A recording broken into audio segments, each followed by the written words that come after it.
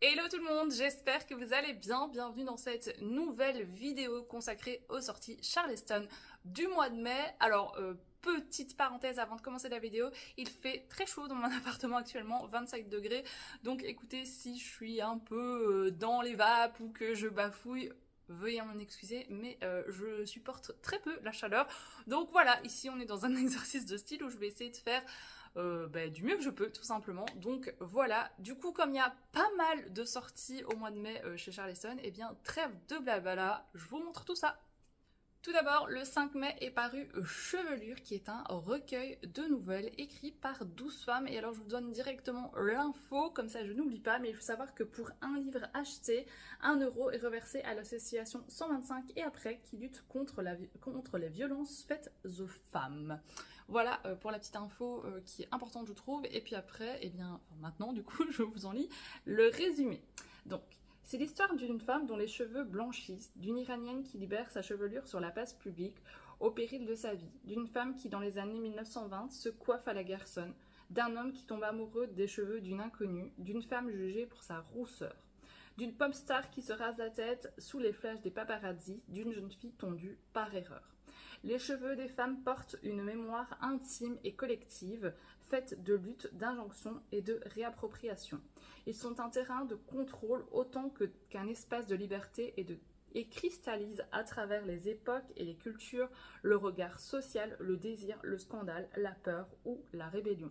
Dans ce recueil de nouvelles, 12 autrices racontent l'audace et le courage des femmes à travers leur chevelure.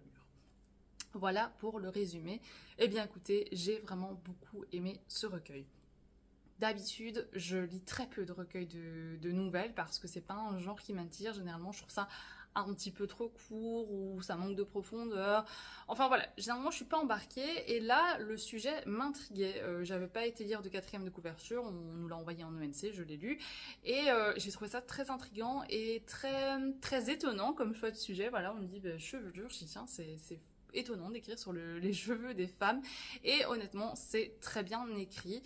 Chaque autrice va vraiment prendre un point de vue différent, un point de vue qui lui est propre, qui est personnel. Des fois ça va être très politique, des fois elles vont montrer que les cheveux reflètent vraiment notre identité, la façon dont on se perçoit et la façon dont on veut que le monde nous perçoive. Et puis des fois ça va être sur des enjeux sociaux et puis des fois ça va être aussi très drôle. Voilà, il y a une nouvelle, on vous parle de cette femme qui s'est un jour rasé la tête devant des millions de personnes. On ne la présente plus, bien sûr que c'est Britney Spears, et donc il va y avoir une nouvelle qui va tourner autour de ça, et j'ai trouvé ça vraiment très bien fait. Voilà, je vous dis, des fois très drôle, des fois très inspirant, des fois très fouillé, un peu plus poétique pour certaines. Donc je trouve que le mélange est vraiment très bien fait, qu'il y a beaucoup de messages très importants qui sont passés à travers ce recueil de poésie, que les cheveux, c'est pas que des cheveux, que vraiment ça a du sens pour certaines, que dans certains pays, dévoiler ses cheveux, c'est un crime. Et donc voilà, je trouve que mettre tout ça dans un seul recueil, qui est très court au final, parce que si on enlève la présentation des autrices, voilà, il fait moins de 200 pages, et pourtant, il y a certaines pages qui sont vraiment percutantes, et des nouvelles très personnelles aussi, et surtout toutes vraiment très bien écrite. Je crois pas qu'il y en ait une qui m'ait pas plu. Par contre, il y en a 5 que j'ai beaucoup aimé et j'ai sorti ma tablette parce que je les avais notées. Et donc, je peux vous donner le nom de ces nouvelles. Comme ça, si vous lisez le recueil, vous penserez à moi. Mais moi, j'ai adoré Femme, Vie, Liberté. Donc là, on est vraiment sur quelque chose de très politique. Il y a La Garçonne. La Garçonne, c'est cette nouvelle qui se passe bien dans les années 1920. Et comme je lis beaucoup de livres, de romans historiques qui se passent dans ces années-là, je m'y suis retrouvée. Enfin, je voyais vraiment bien de quoi l'autrice voulait parler et j'ai beaucoup aimé ça. Il y a Le fil d'Ariane. Celle-ci, je l'ai trouvée vraiment très poétique. Baby One More Time, ça vraiment j'ai adoré, j'ai beaucoup aimé la construction. Alors je veux pas vous spoiler, mais j'ai trouvé ça très très intelligent, très fun, très marrant, très juste. Enfin voilà, celle-ci elle m'a vraiment plu. Il y a Rousse, et donc là vraiment l'autrice nous parle d'elle-même, bien du fait qu'elle soit rousse et de ce que ça a impliqué dans toute sa vie, et ça j'ai vraiment beaucoup aimé.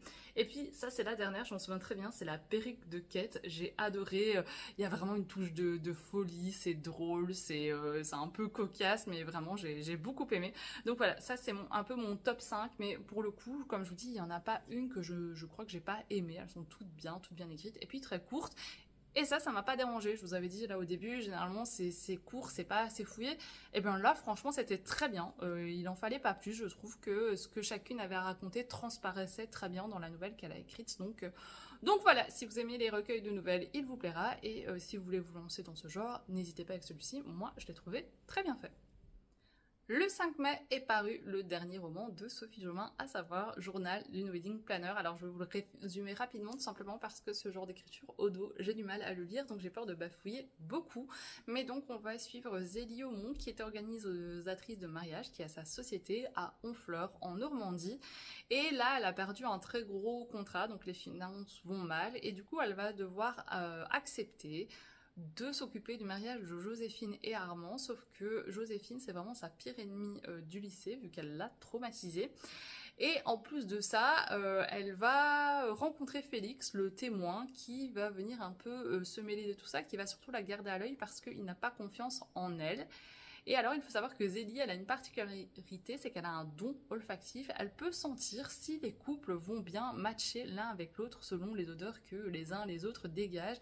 Et Félix, elle n'arrive pas à lui trouver d'odeur, elle ne le sent pas et ça la panique. Et donc on va suivre un petit peu ce beau monde durant l'organisation du mariage de Joséphine et Armand. Voilà pour le résumé. Alors il faut savoir que ce livre a une particularité, c'est que vous allez pouvoir gratter à certains moments du livre, enfin gratter, frotter plutôt, des petites bulles comme ça, mauves, et découvrir des odeurs. Donc là vous en avez déjà une sur la couverture. Et il y en a d'autres, je vais vous montrer comment ça se présente dans le livre, si j'en trouve une rapidement. Bien sûr. Ah oui, voilà. Donc c'est voilà, il va y avoir des pages rouges avec des petites notes de Zélie. Et là, vous voyez, vous avez une bulle mauve et il faut un peu frotter et ça va vous donner des odeurs qui sont pas toujours agréables d'ailleurs, sachez-le. Donc voilà, ça c'est un peu la nouveauté chez Charleston. Alors c'est pas nouveau, moi ça me rappelle vraiment un souvenir d'enfance où on grattait des cartes et où ça donnait des odeurs. Mais voilà, c'est un peu faire remonter des souvenirs d'enfance dans des romans d'adultes, un petit peu comme les calendriers de l'Avent. Donc voilà pour le roman concept de Sophie Jomain. Maintenant pour ce qui est de mon avis, je ne vais pas m'éterniser dessus, mais je ne vais pas y aller par quatre chemins non plus. Je suis totalement passée à côté de ce roman. Voilà, il y a Sophie Jomain, pardon, elle en parle comme une comédie romantique.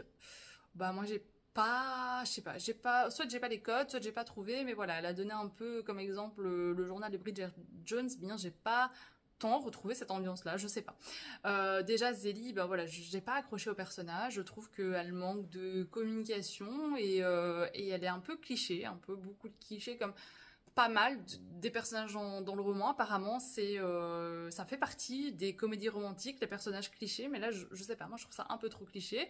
Ça, c'est la première chose. Ensuite, il y a pas mal d'humour dans le roman, mais moi c'est un humour qui m'a pas touché, qui m'a pas transporté, que j'ai parfois trouvé un peu lourd, mais bon voilà, chacun son humour, j'ai envie de dire.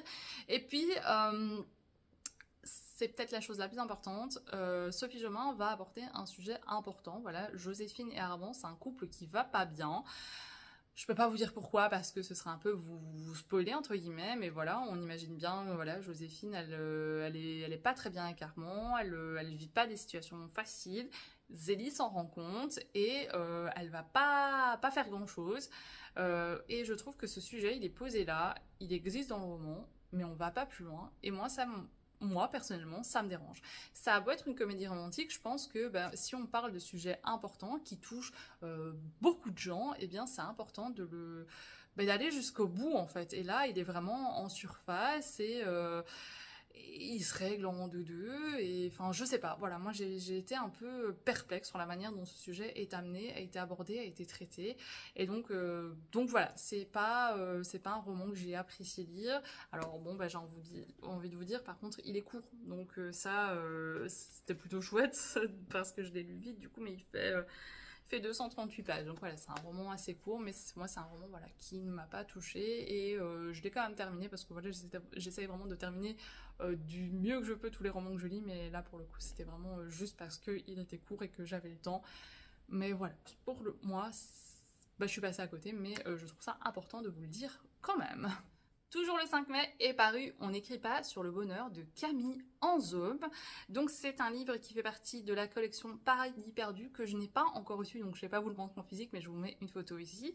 Mais du coup j'ai sorti ma tablette pour pouvoir vous en lire le résumé qui commence par une citation.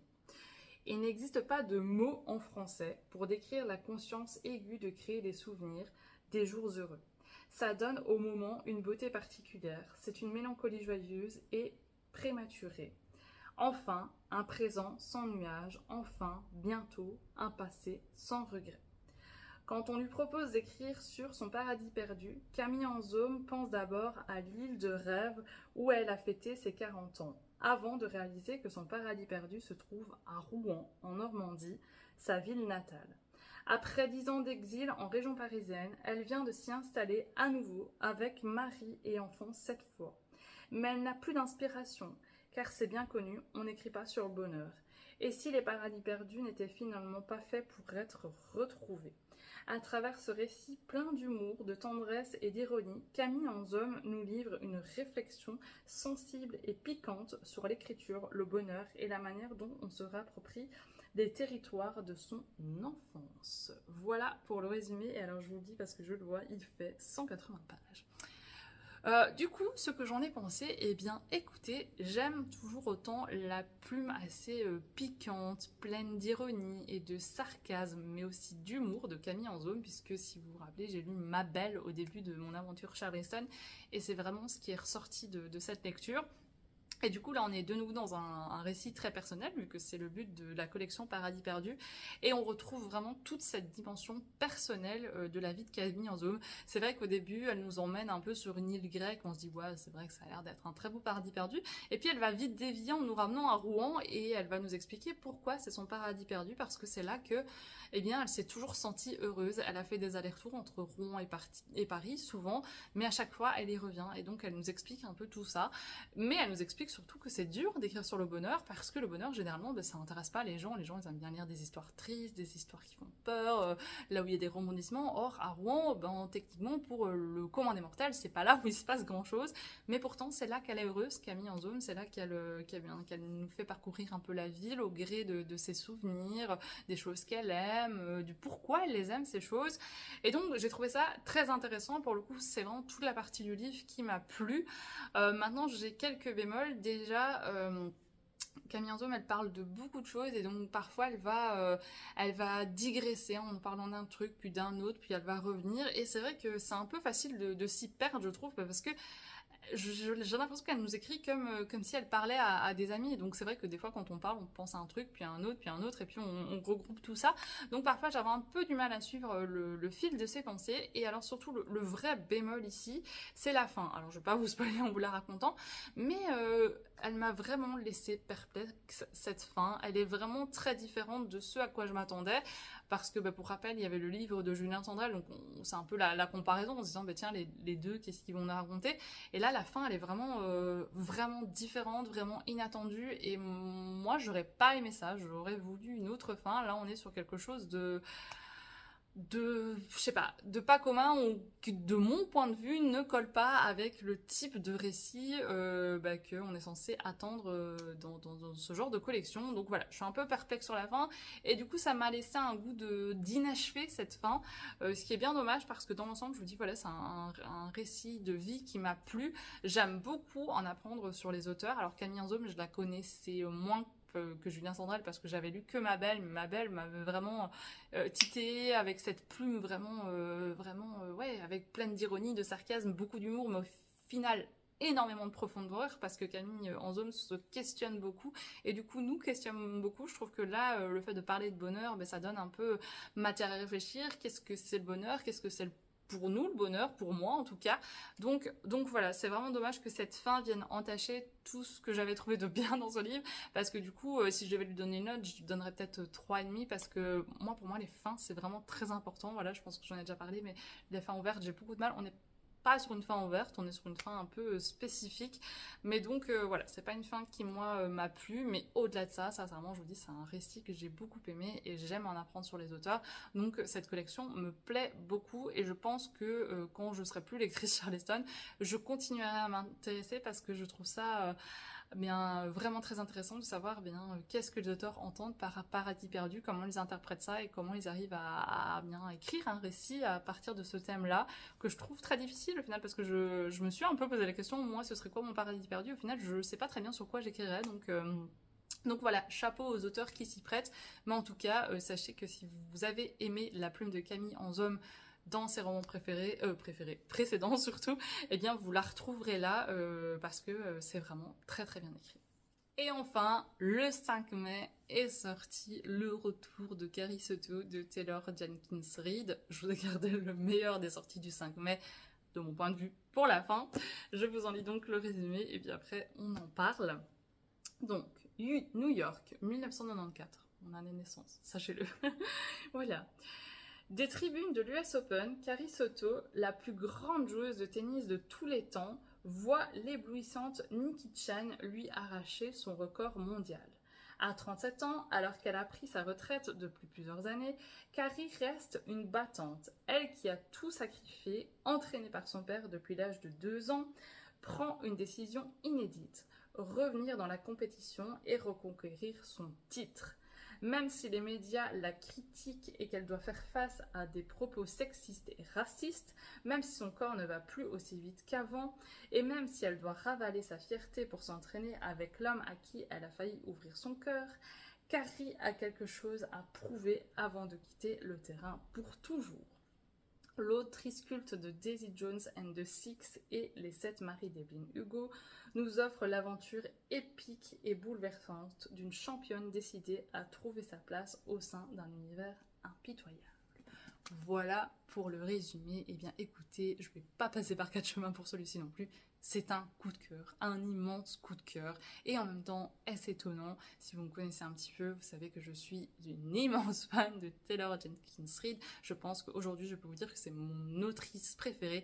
Et donc du coup, j'ai une attente énorme pour ces romans. Alors clairement, j'ai peur d'être déçue. À chaque fois, je me dis, j'ai tellement d'attentes que j'ai peur d'être déçue. Mais je suis jamais déçue. Et celui-là n'a pas fait exception à la règle, vraiment. Il faut savoir une chose, petit 1, je n'y connais rien en tennis. Petit 2, ça ne m'intéresse pas. Et donc, quand j'ai vu un peu le sujet de ce roman, je me dis, oula, j'espère qu'elle va savoir m'embarquer, parce que vraiment, le tennis, je vous avoue, je ne regarde jamais. Là, en ce moment, à la télé, c'est Roland Garros. Vous m'oubliez, c'est vraiment un sport qui ne m'intéresse pas. Donc, bon, j'étais pas sceptique, mais je me suis dit, tiens, c'est original comme sujet, voilà, un roman sur le tennis. Mais waouh, mais incroyable. Et alors pour vous donner un petit peu une idée, parce que je vous le dis maintenant, mais j'en reviens toujours pas à l'heure actuelle, mon avis est dans ce livre, mon avis il est là, ouais, voilà, il est là, j'en reviens pas. Quand je l'ai découvert au Festival du Livre de Paris, parce que le livre était en avant-première, donc je l'avais pas encore reçu, donc j'ai dit go, je veux juste regarder un peu les avis. J'ai vu mon nom, mais si vous saviez comme j'étais contente, c'est là que l'aventure d'Electric Charleston prenne tout leur sens. C'est que voilà, vous pouvez vous retrouver dans les livres de vos auteurs préférés. Alors voilà, je sais qu'un avis n'est pas gage de qualité, moi ça fait juste plaisir moi, voilà, mais après vous ferez vos propres avis, mais moi le fait de voir mon avis dans ce livre, ça me fait quelque chose à mon petit cœur, donc je voulais vous le dire. Et donc pour vous donner un début d'avis, je dis dans ce livre, Taylor Jenkins Reid m'a de nouveau emporté dans le tourbillon de sa plume et fait vivre de grandes émotions, et c'est vraiment ça. Je vais essayer de pas être trop longue parce que le but c'est de pouvoir vous parler de tous les autres livres, mais vraiment Carrie Soto à la base elle est froide, elle est dure parce que c'est le sport qu'elle pratique depuis toujours qui l'a rendue comme ça. Elle est compétitive, pour elle se faire des amis, on s'en fout, elle, ce qui compte pour elle c'est gagner. Et donc au début, voilà, on sent qu'elle est très froide et je me dis, mais est-ce qu'on va s'attacher à elle? Mais oui, bien sûr qu'on s'attache à elle parce qu'on la comprend. On comprend pourquoi c'est important de gagner, parce que déjà, son père, c'est son entraîneur et il lui a transmis cet amour du sport, toutes les valeurs qui tournent autour du sport. Et au final, peu importe qu'on l'aime pas, peu importe qu'elle soit critiquée et vachement bien critiquée parfois avec des réflexions sexistes et racistes, elle vraiment, ça lui passe au-dessus parce que ce qui compte, c'est l'amour du sport, l'amour du jeu et surtout être première, elle est compétitrice et elle le revendique, qu'elle s'en est jamais cachée. Et donc c'est ça qui la rend attachante, c'est que quand elle va jouer ses matchs, mais mon Dieu, mais on a tout le temps envie qu'elle gagne en fait. Moi je voyais les balles défiler devant mes yeux et je me dis mais waouh, mais comment on va se terminer ce match? Et c'est ça qui est grandiose je trouve dans ce livre, c'est que on vit dans ce livre, c'est comme Daisy Jones and the Six, on voulait que le groupe existe, au final il y a une série télé, atmosphère, je voyais les fusées s'envoler. Enfin bref, à chaque fois, Taylor Jenkins Reid, elle a ce pouvoir de me faire voir les choses que je lis, et ça pour moi c'est incroyable, c'est une immersion totale. Ensuite il y a cette relation père-fille qui est trop belle. Enfin, vraiment, le père de Taylor, il est attachant possible. De Taylor, je confonds. Le père de Carrie, il est attachant possible. Vraiment, c'est une personne, mais adorable. Lui, on s'attache directement à lui parce que voilà, il a élevé sa fille tout seul et il donnerait son âme pour sa fille. Et donc c'est tellement beau, en fait. Et puis, ben voilà, il y a tout le côté compétition qui est là et qui est incroyablement bien décrit. Ce livre fait plus ou moins 466 pages et vraiment j'ai pas vu les pages défiler. J'ai adoré du début à la fin. Alors j'espère que je vous en parle bien, j'espère que dans cette vidéo retranscrit à quel point j'ai aimé ce livre et j'espère vous donner envie de le lire parce que voilà, Taylor Jenkins Reid elle écrit incroyablement bien. Si vous n'êtes pas fan de tennis, je vous assure, n'ayez pas peur, parce que vraiment le tennis, même s'il a une part prépondérante dans ce livre, ça va pas vous déranger. Et si vous n'avez jamais lu Taylor Jenkins Reid, bah, foncez en fait, foncez parce que vraiment c'est une plume à découvrir et à savourer. Donc voilà, pour moi c'est vraiment je pense à l'heure actuelle l'un de mes plus beaux coups de cœur de l'aventure. Il y en a eu un autre très gros, mais celui-ci vraiment j'ai tout aimé et c'est encore une fois une magnifique histoire que je ne peux que vous recommander. Je vous en dis pas trop parce que le but c'est pas de vous spoiler, mais vraiment c'est encore une très belle histoire écrite par une très très belle plume. Le 21 mai est sortie La Sirène des Cornouailles de Linda Wilgus. Je pense que ça se dit comme ça. Alors, j'ai pas enlevé le bandeau, mais on nous dit une fresque envoûtante entre mythe, amour et tempête. Et c'est tellement vrai. Du coup, je vous en lis le résumé. Hop! Alors, Cornouailles, 1800. Ruinée et veuve depuis peu, Isabelle retourne sur la côte sauvage où elle a été trouvée enfant, rejetée par l'océan. Elle espère entamer une nouvelle vie et enfin lever le voile sur ses mystérieuses origines.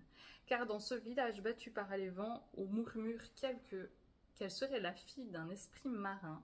Mais Isabelle ignore que son petit cottage isolé sert parfois de refuge aux contrebandiers qui sévissent le long du littoral. Une nuit, un homme grièvement blessé frappe à sa porte. En décidant de le sauver, Isabelle attire sur elle les dangers du trafic clandestin et l'attention d'un redoutable officier des douanes. Alors que l'océan semble l'appeler et que ses souvenirs refont surface, Isabelle est entraînée dans une lutte où s'entremêlent amour, légendes anciennes et violence des hommes. Pour sauver ce qu'elle aime, elle devra accepter ce qu'elle a toujours redouté, sa véritable nature. Linda Wilgus signe une fresque envoûtante entre mythe, amour et tempête. Voilà pour le résumé. Eh bien écoutez, j'ai beaucoup aimé ce roman. Déjà parce que c'est un roman historique et que j'aime beaucoup ça. On est dans les Cornouailles, dans les années 1800, donc ça me parle. La nature d'ailleurs a une place très importante dans ce roman, que ce soit bien la lande, la mer, puisqu'il va y avoir toute une partie en mer qui va se passer. On nous parle du vent, de la rivière. Il y a aussi toute cette légende autour d'Isabelle qui viendrait de l'océan, qui n'aurait pas de parents. Et donc l'océan a vraiment une part très forte aussi dans ce roman. Et j'ai beaucoup aimé tout ce côté nature. Donc ça, c'est une première chose. Ensuite, le personnage d'Isabelle m'a beaucoup plu parce qu'elle se retrouve là dans ce village où elle a grandi, elle a plus un sou, son mari est décédé, il lui a rien laissé, enfin c'est la catastrophe. Donc vraiment elle passe d'une vie assez aisée à plus rien du tout. Elle est dans un cottage où il y a rien du tout pour elle, enfin c'est la catastrophe. Et pourtant elle va toujours trouver un moyen de se relever, elle veut apprendre, elle veut s'en sortir et donc vraiment elle est touchante je trouve. Et puis bien voilà, il y a ce soir où ce contrebandier va débarquer chez elle blessé, donc Jack, et bien sûr Isabelle elle va pas être insensible à Jack. Et d'ailleurs l'un des rêves d'Isabelle ça a toujours été de prendre la mer, de elle aussi pouvoir prendre un bateau et voyager autour du monde, sauf que voilà, on est dans les années 1800, hors de question qu'une femme soit capitaine d'un bateau. Et donc il y a aussi toute une intrigue autour de ça et ça m'a beaucoup plu. Enfin franchement, l'intrigue a mis un peu de temps à se mettre en place. Je pense que le premier tiers du roman, j'ai trouvé ça un peu longué, je vais être tout à fait franche avec vous, mais une fois que voilà, Isabelle et Jack se sont rencontrés, que Il y a vraiment toute cette histoire autour des contrebandiers et de la personne des douanes, il n'y a pas son nom, mais alors le mec le plus détestable du monde, lui qui va entrer un peu dans toute cette histoire. Une fois que tout ça arrive, franchement, ça devient un vrai page turner parce que, eh bien, j'avais envie de savoir ce qu'elle arrivait à Isabelle, à Jack. Il y a vraiment un air de pirate des Caraïbes qui est là. Enfin, Jack, vraiment, je pouvais me le figurer comme Johnny Depp. Bon, même si c'est pas Johnny Depp, mais ça vous donne un peu une idée. Franchement, je lis très peu de romans où il y a un peu de la piraterie comme ça, mais franchement ça m'a plu, c'était très sympa, très bien amené. La fin vraiment c'est tambour battant, ça ne s'arrête pas, il se passe mille et une choses, donc honnêtement je savais pas quoi m'attendre en lisant ce livre, mais j'ai passé un très bon moment de lecture. Donc écoutez, je vous le recommande si ce type d'histoire, de lieu ou d'époque vous tente, je suis sûre qu'il vous plaira. Et alors c'est la première fois que je lis l'autrice, mais écoutez, si elle a écrit d'autres livres, eh bien je m'empresserai de les découvrir parce que j'ai beaucoup aimé sa plume. Le 21 mai est paru Sur le chemin des papillons de Sandra Martineau, et donc ce roman est en lice pour le prix Charleston Poche, comme ça je vous dis tout, et donc je vous en lis le résumé. Jacques, veuve et retraité de l'armée, coule une vie paisible et solitaire à Maintenant, un petit village sartois, jusqu'au jour où sa fille, Johanna, aux abonnés absentes depuis 20 ans, débarque chez lui à l'improviste. Prétextant des questions délicates à gérer, elle abandonne ses 3 enfants et leurs valises pour 2 semaines. Dès les premiers jours, la cohabitation s'annonce difficile, mais c'est sans compter sur Madeleine, Chloé et d'autres habitants du village qui ne manquent pas d'animer à leur manière cette aventure déjà mouvementée. Entre choc des générations, secrets de famille et rencontres inattendues, Sandra Martineau nous offre une véritable ode à la famille et à l'amitié.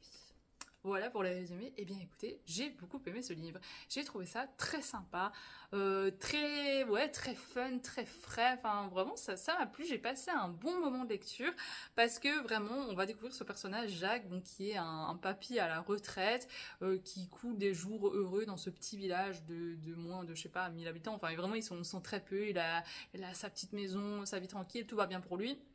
Sauf qu'il y a 20 ans, il s'est passé quelque chose avec sa fille. Ils ont coupé les ponts et vraiment, il a arrêté de la voir, et un jour, Johanna, elle débarque avec ses 3 enfants et elle les laisse vraiment devant le pas de la porte avec les valises. Et voilà, Jacques, il va vraiment voir sa vie mis sans dessus dessous parce que les enfants, ce sont des adolescents. Je pense qu'ils ont, je sais plus, 17, 15, et il y en a un qui a 10 ans, enfin vraiment c'est quelque part par là, et donc on est vraiment sur le choc des générations, parce que bien Jacques, il a élevé Johanna il y a 40 ans, donc ça fait longtemps qu'il n'a pas eu des enfants chez lui, et on est sur des enfants qui sont là, mais alors qu'ils veulent pas être là, donc du coup c'est vraiment les vacances les plus pourries du monde, surtout que Jacques c'est un petit filou, il va retirer le wifi de chez lui, donc les gosses ils se retrouvent sans internet, alors que que vont-ils faire sans internet, et donc ils vont devoir un peu apprendre à vivre et à redécouvrir la vie, la nature, le jardinage, enfin voilà, un peu pour le pitch. Et donc tous ces personnages, moi je les ai bien aimés, j'ai aimé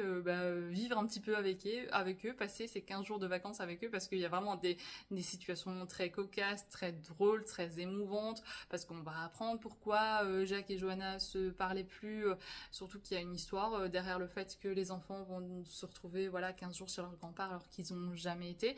Donc franchement l'histoire est sympa, je trouve que c'est un vrai bon roman d'été, et sans que ce soit péjoratif, mais je vous avoue que pour déconnecter, pour poser son cerveau et pour juste passer un bon moment, ça fait l'affaire en fait. C'est vraiment, vraiment sympa à lire. Il y a quelques facilités dans la résolution de l'histoire, je vous l'accorde, mais c'est pas grave, c'est pas grave. Pour moi, c'est franchement bien écrit, sympa à lire. Bref, j'ai passé un bon moment. On est sur une belle histoire intergénérationnelle, et j'ai eu un petit coup de cœur pour le garçon. Je sais plus comment il s'appelle, mais vraiment, il a des airs de petit philosophe où il a des réflexions, mais qu'aucun enfant de son âge n'aurait. Je crois qu'il a 8 ans, j'ai dit 10, mais peut-être un peu plus jeune.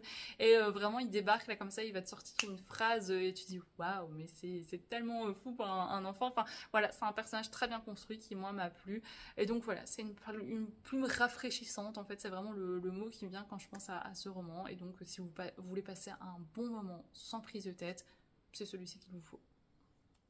Encore le 21 mai est paru Comme un cœur posé sur la mer de Gabriel Blanchou, qui est aussi en lice pour le prix Charleston Poche. Donc c'est parti pour le résumé. Après avoir enfin trouvé la force de quitter son partenaire violent, Anna est licenciée de son travail et voit sa vie s'écrouler. Autant dire que cette petite annonce pour un poste de libraire sur l'île de Groix tombe à point nommé. Alors qu'elle n'a plus rien à perdre, Anna quitte Paris pour le Morbihan et le ressat réconfortant de la mer.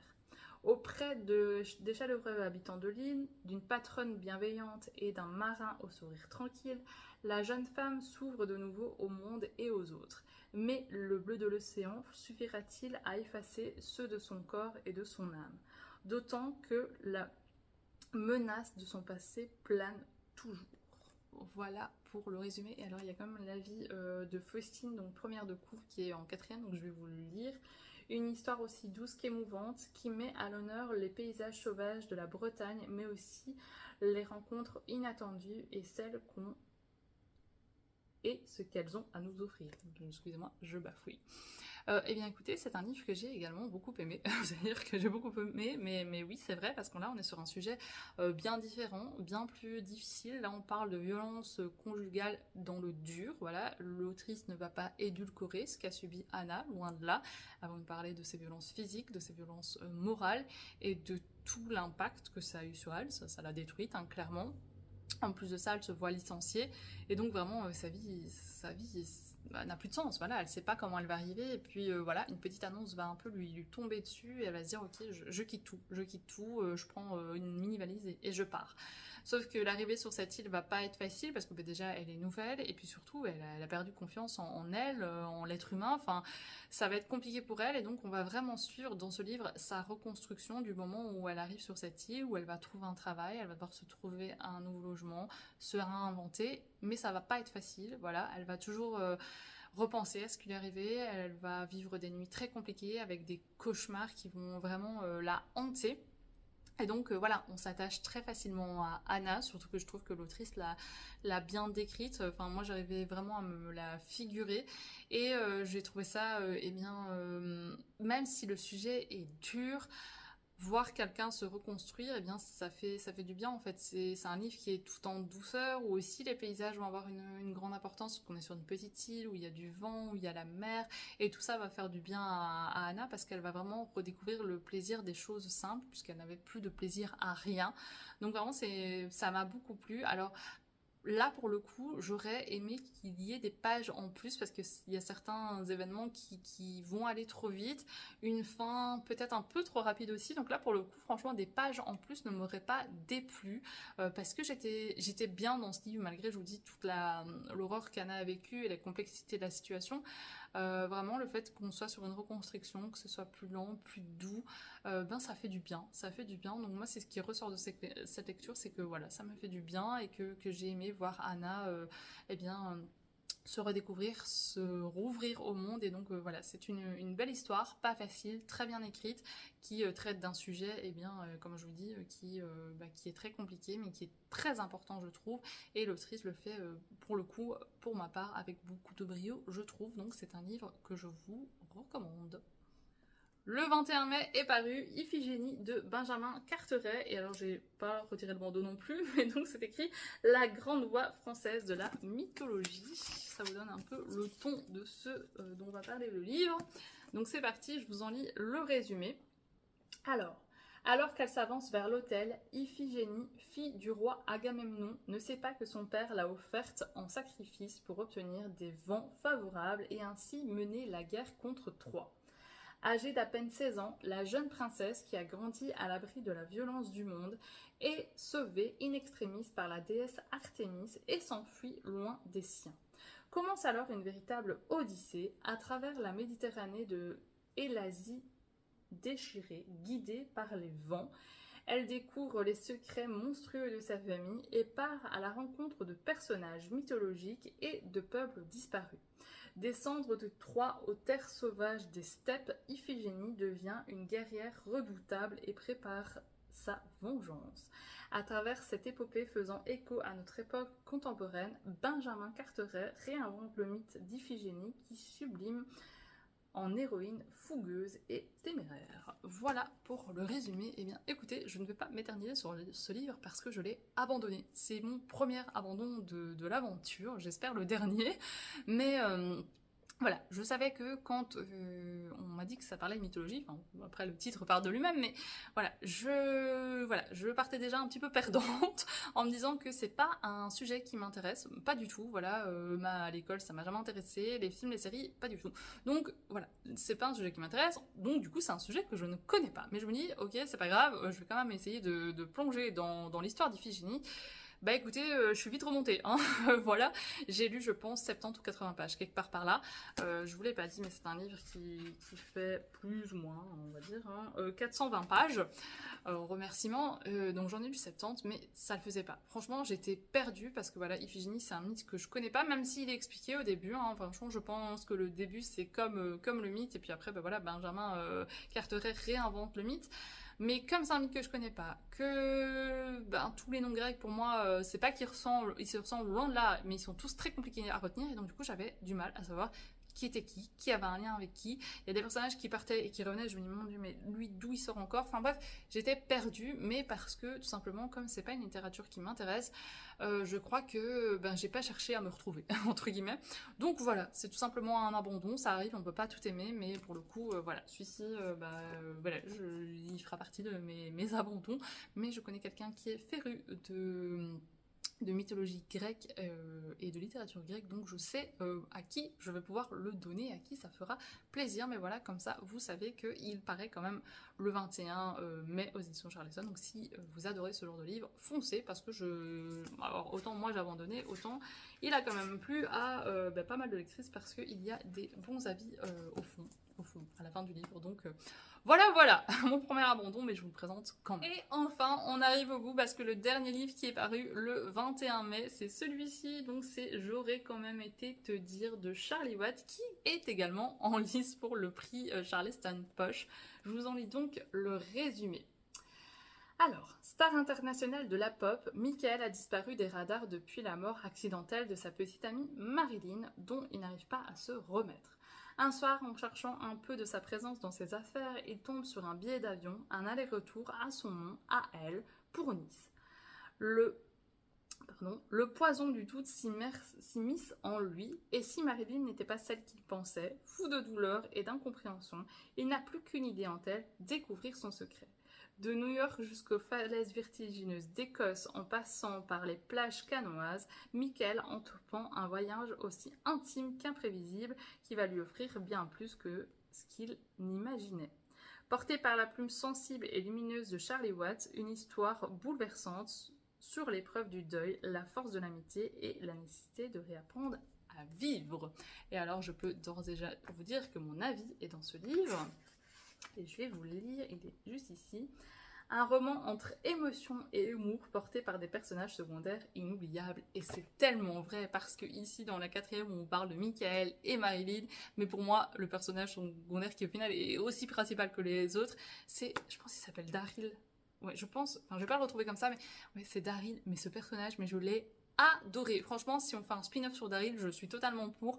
Il est drôle, sensible, il a une amitié si forte pour Michael, il est là depuis le début, bien avant que ce soit une star, ils étaient amis au lycée, et voilà, Daryl c'est vraiment le personnage qui va faire de l'humour, qui va donner des surnoms insensés à tous les gens qu'il croise. Il a peur de tout, et pourtant il suivra Michael partout. Enfin vraiment, j'ai adoré ce personnage, coup de cœur pour lui, donc voilà, un personnage secondaire qui mérite qu'on en parle. Mais revenons à l'histoire principale, celle de Michael et Marilyn. Donc voilà, Michael, il vit son plus gros chagrin d'amour parce que pour lui, Marilyn, c'était l'amour de sa vie. En fait, ils se sont rencontrés un soir dans un bar et ils ne se sont plus lâchés. Et voilà, Michael, c'est une grande star du rock. Un peu, moi, ça m'a pensé un petit peu à la Daisy Jones and the Six. C'est pas du tout la même plume, pas du tout la même histoire, mais voilà, le grand groupe de rock adulé par tout le monde, moi, ça m'a fait penser à ça. L'histoire d'amour, Michael, Marilyn, voilà, ça. J'avais ça en tête, mais bref, voilà, Michael il est dans son plus gros chagrin, et un soir il va un peu aller fouiller dans les affaires de Marilyn pour se remémorer des souvenirs, et il trouve ce billet d'avion voilà, que Marilyn a pris pour Nice, sauf que pour lui y a pas, elle n'avait pas d'affinité avec Nice, et donc il va faire ce voyage jusqu'à Nice ou Cannes, je dis Nice, mais Peut-être je dis une bêtise. Non, pour Nice, voilà, ça me semblait bien. Et donc on va se retrouver à Nice et il va y avoir mais un tas de péripéties. À un moment donné, on va se retrouver dans une maison rocambolesque, digne à la Dracula, je vais dire, puis dans un squat avec des gens qui font de l'art. Et enfin vraiment, c'est drôle. Il y a vraiment plein d'humour dans ce livre. C'est très frais aussi. Ça fait du bien. Ça se lit mais à une vitesse incroyable. Il fait 264 pages. Moi, je les ai pas vus passer les pages. J'ai juste passé un bon moment. En fait, c'était un très bon livre que j'ai aimé lire, où j'ai aimé me plonger dedans, où les personnages m'ont plu, l'histoire m'a plu. Et au final, c'est vraiment le voyage qui compte, je trouve. Le dénouement, voilà, il est très bien aussi, mais je veux dire, c'est le fait de passer, ouais, voilà, de New York à Nice. À un moment, on va se retrouver en Écosse. Il va y avoir aussi des situations assez cocasses. Enfin, bref. Voilà, ça m'a plu tout simplement. Et écoutez, si vous voulez passer un bon moment de lecture, voire un très bon moment de lecture, eh bien je vous le recommande parce que franchement, j'ai beaucoup aimé. Et bien voilà, j'ai fait le tour avec vous de toutes les parutions du mois de mai des éditions Charleston. Il y en avait quand même pas mal, donc je suis contente de vous les avoir présentées. N'hésitez pas à me dire en commentaire la sortie qui vous tente le plus, celle que vous avez envie de lire. Si vous en avez déjà lu certains, parce que l'heure à laquelle vous regardez cette vidéo, ils sont tous sortis, eh bien n'hésitez pas à me le dire en commentaire aussi. Votre avis m'intéresse beaucoup.